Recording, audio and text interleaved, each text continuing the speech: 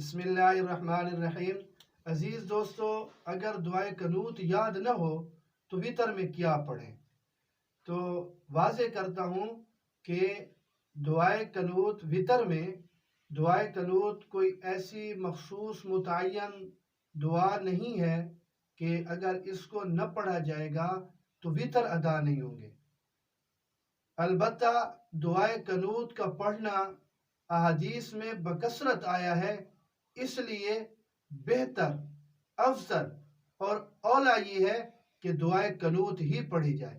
اگر کسی کو دعائے قنوت یاد نہ ہو، اللہم انا نستعینک ونستغفرک ونؤمن بک ونتوکل علیک ونثنی علیک الخیر ونشکرک ولا نکفرک ونخلع ونترک من یفجرک، اللہم ایاک نعبد ولک نصلی ونسجد وإلیک نسعى ونحفد ونرجو رحمتک ونخشى عذابک ان عذابک بالکفار ملحق۔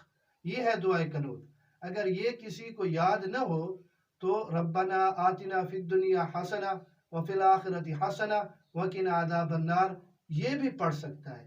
اور اگر یہ بھی یاد نہ ہو تو دیکھیے شریعت نے کام کتنا آسان کر دیا ہے، لیکن آسان کا یہ معنی نہیں ہے کہ آپ اس کو یاد نہ کریں، بلکہ جب تک کہ آپ اس کو یاد کر رہے ہیں اور ابھی تک آپ کو یہ یاد نہیں ہوئی تو پھر ان دعاؤں کی پڑھنے کی اجازت ہے۔